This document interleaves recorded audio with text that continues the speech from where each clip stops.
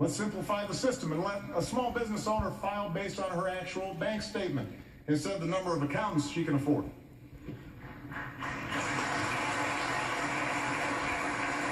And let's close the loopholes that lead to inequality by allowing the top 1% to avoid paying taxes on their accumulated wealth. We can use that money to help more families pay for childcare and send their kids to college. We need a tax code that truly helps working Americans trying to get a leg up in the new economy, and we can achieve that together. We can achieve it together.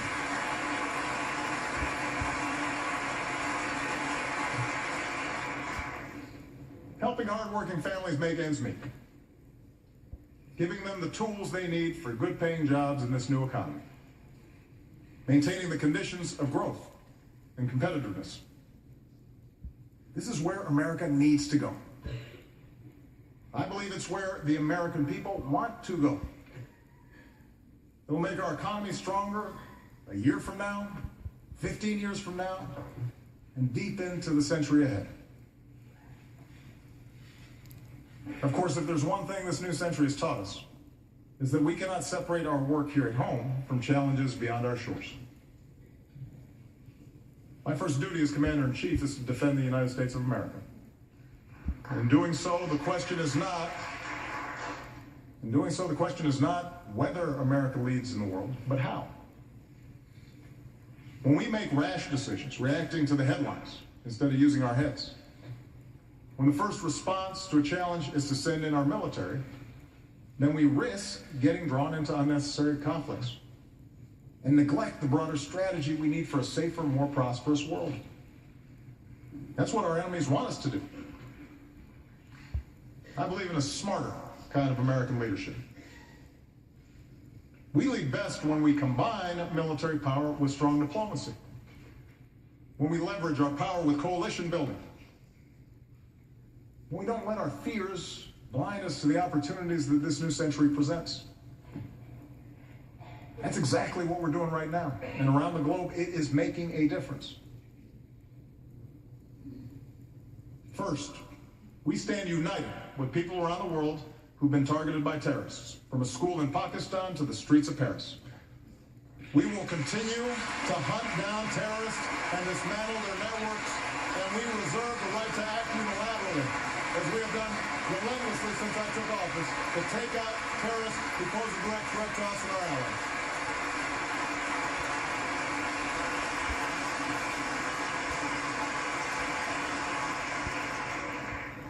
At the same time, we've learned some costly lessons over the last 13 years.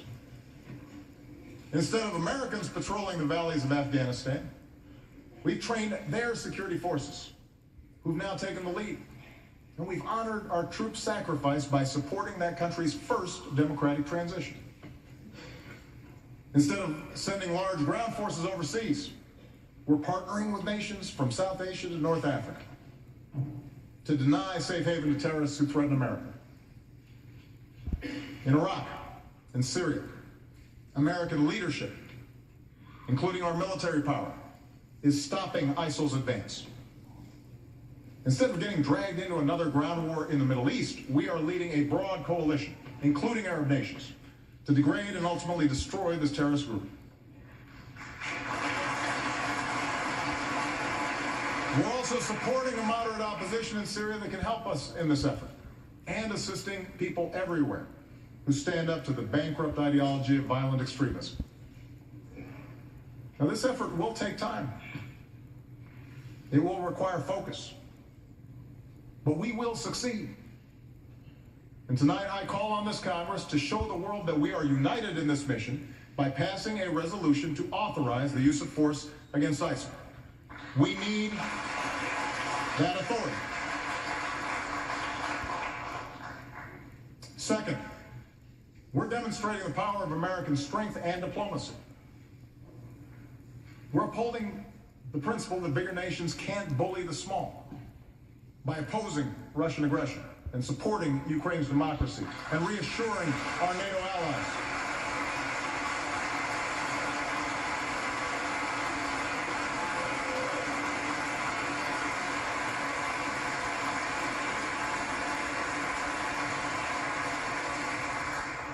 Last year, as we were doing the hard work of imposing sanctions, along with our allies, as we were reinforcing our presence with the frontline states, Mr. Putin's aggression, it was suggested, was a masterful display of strategy and strength. That's what I heard from some folks. Well, today, it is America that stands strong and united with our allies, while Russia is isolated with its economy in tatters. That's how America leads. Not with bluster, but with persistent, steady resolve.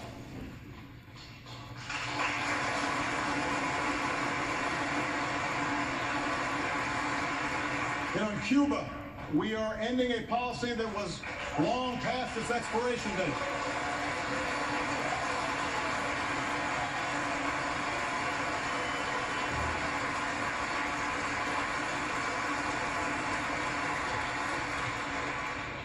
When what you're doing doesn't work for 50 years, it's time to try something new. And our shift in Cuba policy has the potential to end a legacy of mistrust in our hemisphere. It removes a phony excuse for restrictions in Cuba, stands up for democratic values, and extends the hand of friendship to the Cuban people. And this year, Congress should begin the work of ending the embargo. As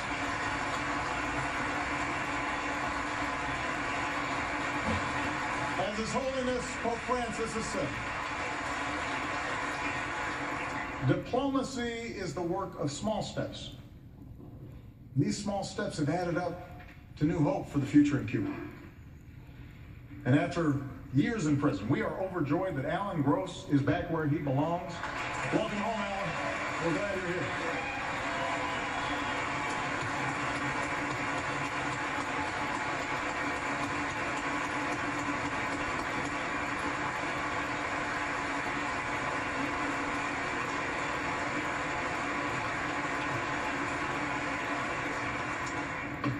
Our diplomacy is at work with respect to Iran, where for the first time in a decade, we've halted the progress of its nuclear program and reduced its stockpile of nuclear material.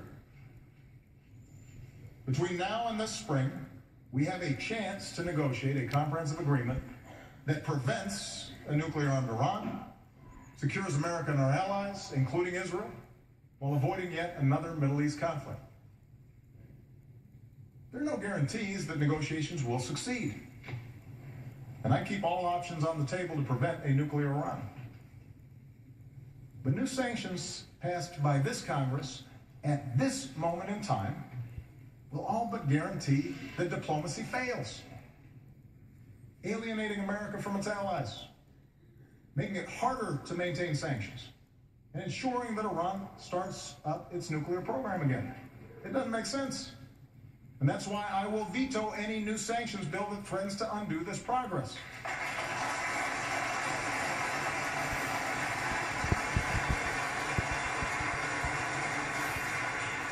The American people expect us only to go to war as a last resort.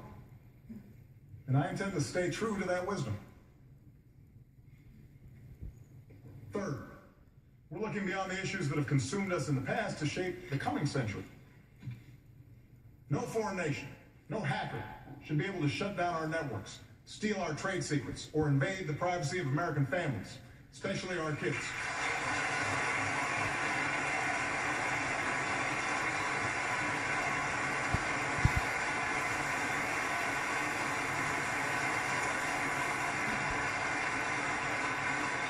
So we're making sure our government integrates intelligence to combat cyber threats just as we have done to combat terrorism. And tonight I urge this Congress to finally pass the legislation we need to better meet the evolving threat of cyber attacks, combat identity theft, and protect our children's information. That should be a bipartisan effort.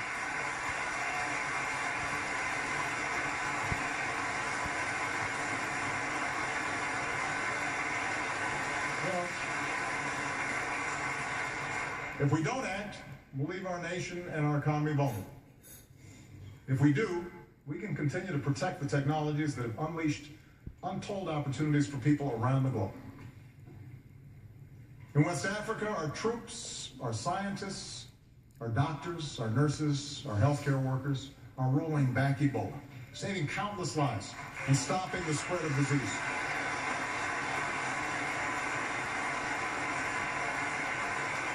I could not be prouder of them. And I thank this Congress for your bipartisan support of their efforts. But the job is not yet done. And the world needs to use this lesson to build a more effective global effort to prevent the spread of future pandemics, invest in smart development, and eradicate extreme poverty. In the Asia Pacific, we are modernizing alliances while making sure that other nations play by the rules in how they trade, how they resolve maritime disputes, how they participate in meeting common international challenges like non-proliferation and disaster relief. And no challenge poses a greater threat to future generations than climate change. –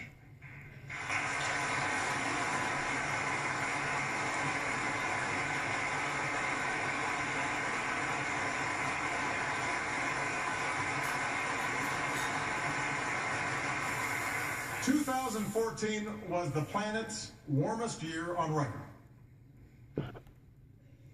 Now, one year doesn't make a trend, but this does. 14 of the 15 warmest years on record have all fallen in the first 15 years of this century. I've heard some folks try to dodge the evidence by saying they're not scientists, that we don't have enough information to act. Well, I'm not a scientist either. But you know what? I know a lot of really good scientists at NASA and at NOAA and at our major universities. And the best scientists in the world are all telling us that our activities are changing the climate. And if we don't act forcefully, we'll continue to see rising oceans, longer, hotter heat waves, dangerous droughts and floods, and massive disruptions that can trigger greater migration and conflict and hunger around the globe. The Pentagon says that climate change poses immediate risks to our national security. We should act like it. And that's why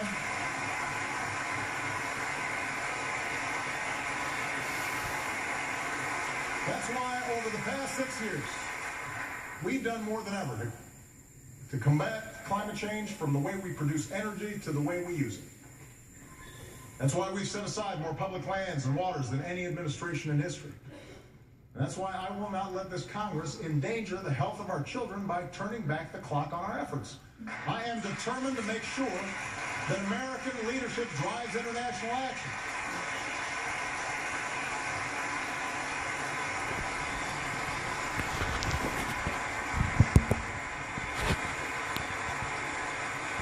In Beijing, we made a historic announcement. The United States will double the pace at which we cut carbon pollution, and China committed for the first time to limiting their emissions. And because the world's two largest economies came together, other nations are now stepping up and offering hope that this year, the world will finally reach an agreement to protect the one planet we've got. And there's one last pillar of our leadership, and that's the example of our values. As Americans, we respect human dignity even when we're threatened, which is why I have prohibited torture and worked to make sure our use of new technology like drones is properly constrained.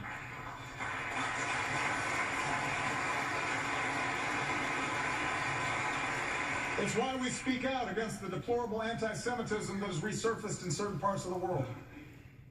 It's why we continue to reject offensive stereotypes of Muslims, the vast majority of whom share our commitment to peace. That's why we defend free speech and advocate for political prisoners and condemn the persecution of women or religious minorities or people who are lesbian, gay, bisexual, or transgender. We do these things not only because they are the right thing to do, but because ultimately they will make us safer.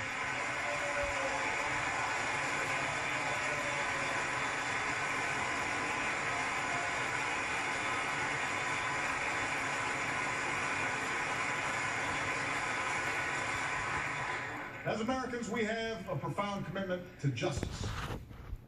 So it makes no sense to spend $3 million per prisoner to keep open a prison that the world condemns and terrorists use to recruit. Since I've been president, we've worked responsibly to cut the population of Gitmo in half. Now it is time to finish the job, and I will not relent in my determination to shut it down. It is not who we are. It's time to close Gitmo.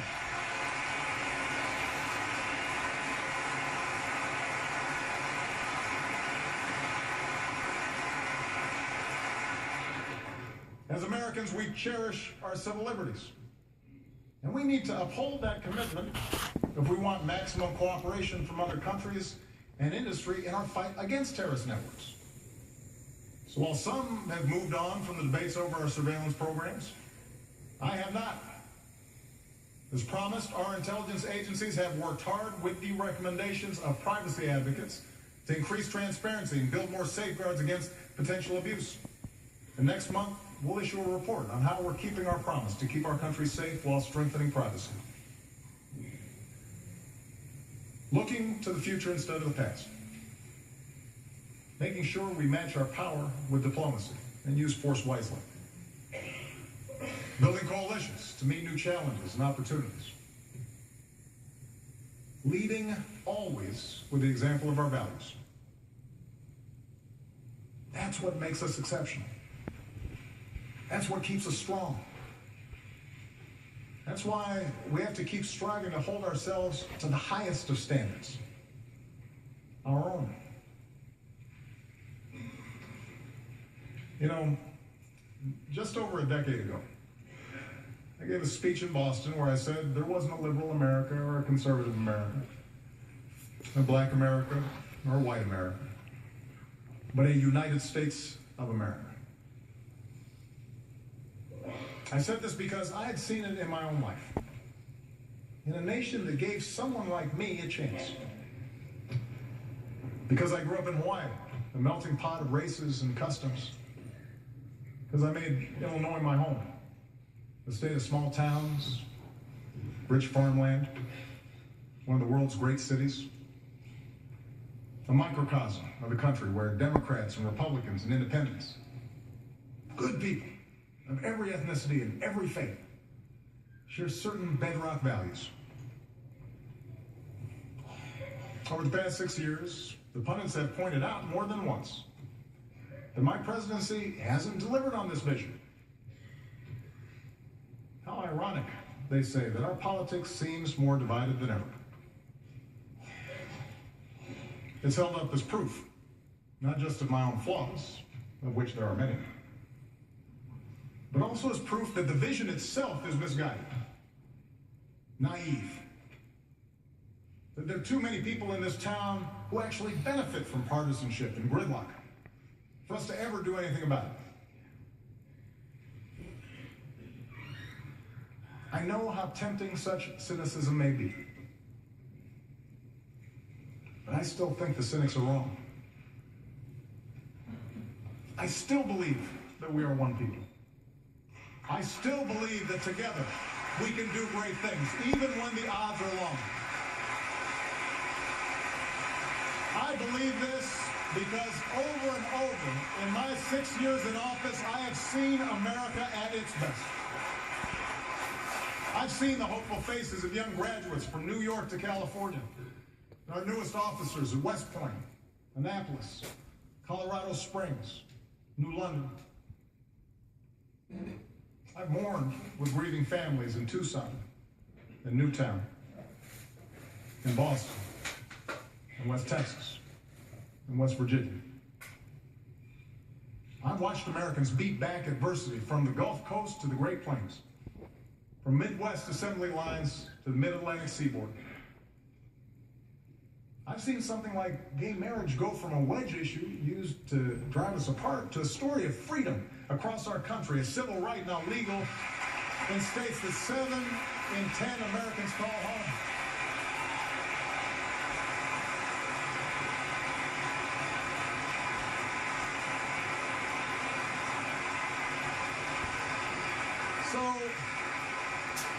So I know the good.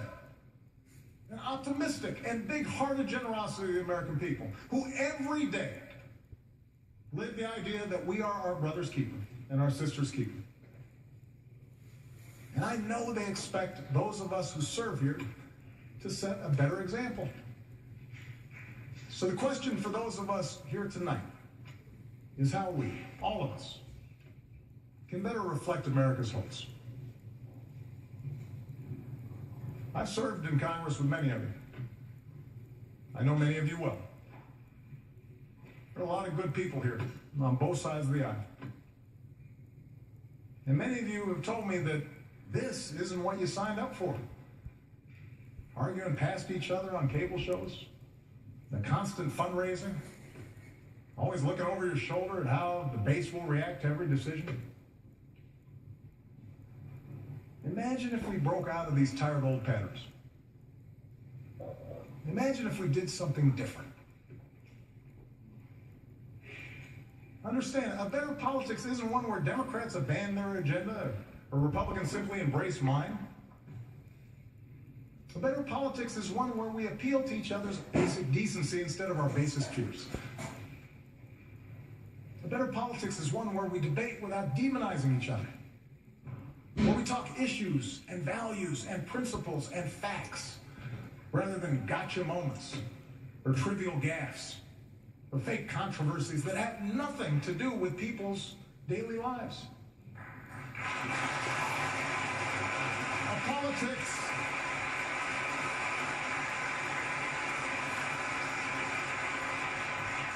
A better politics is one where we spend less time drowning in dark money for ads that pull us into the gutter and spend more time lifting young people up with a sense of purpose and possibility, asking them to join in the great mission of building America.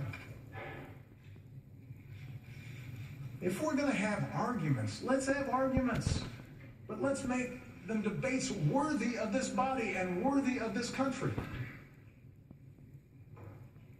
We still may not agree on a woman's right to choose, but surely we can agree it's a good thing that teen pregnancies and abortions are nearing all-time lows and that every woman should have access to the health care that she needs.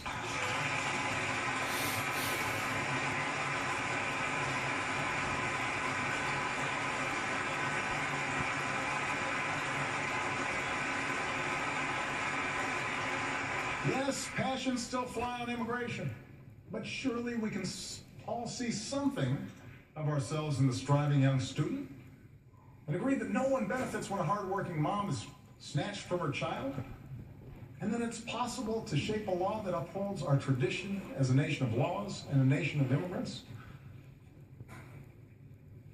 I've talked to Republicans and Democrats about that. That's something that we can share.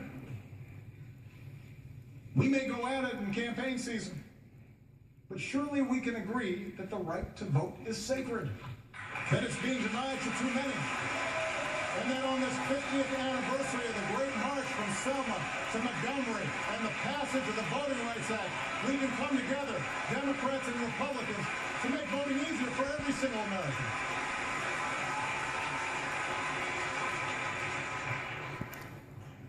We may have different takes on the events of Ferguson and New York, but surely we can understand a father who fears his son can't walk home without being harassed.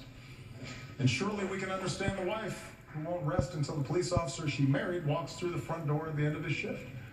And surely we can agree that it's a good thing that for the first time in 40 years, the crime rate and the incarceration rate have come down together. And use that as a starting point for Democrats and Republicans, community leaders and law enforcement to reform America's criminal justice system so that it protects and serves all of us.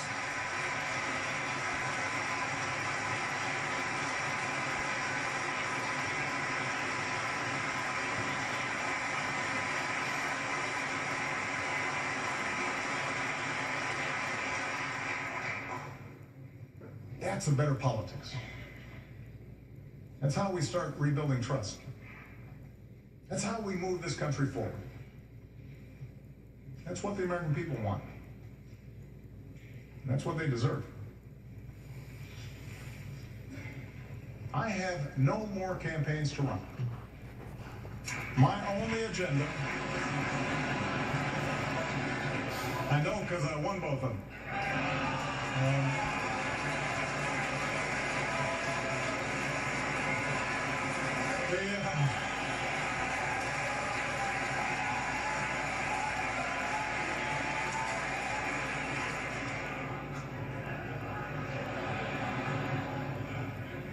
My only agenda for the next 2 years is the same as the one I've had since the day I swore an oath on the steps of this Capitol.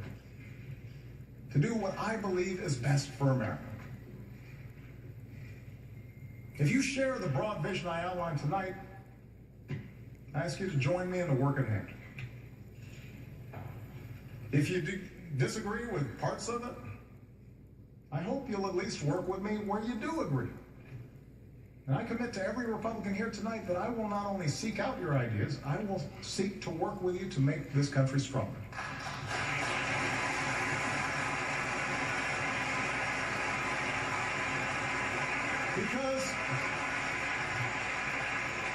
Because I want this chamber, I want this city to reflect the truth that for all our blind spots and shortcomings, we are a people with the strength and generosity of spirit to bridge divides, to unite in common effort, to help our neighbors, whether down the street or on the other side of the world. I want our actions to tell every child in every neighborhood, your life matters. And we are committed to improving your life chances, as committed as we are to working on behalf of our own kids. I want future generations to know that we are a people who see our differences as a great gift. That we're people who value the dignity and worth of every citizen. Man and woman, young and old, black and white, Latino, Asian, immigrant, Native American, gay, straight, Americans with mental illness or physical disability. Everybody matters. I want them to grow up in a country that shows the world what we still know to be true. That we are still more than a collection of red states and blue states. That we are the United States of America.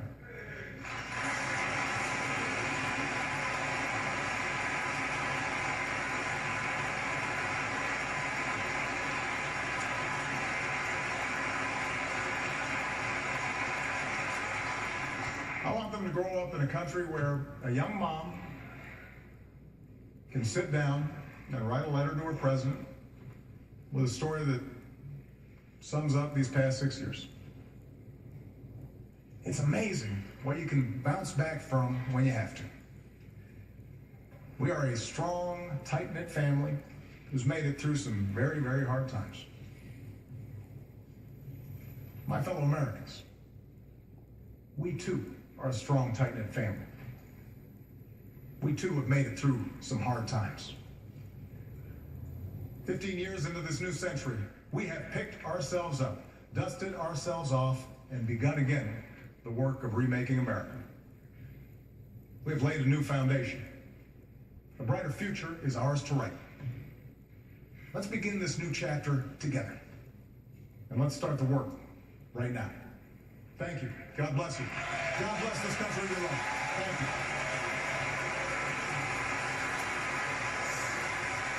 President Obama wrapping up his sixth State of the Union by going back in the future a bit.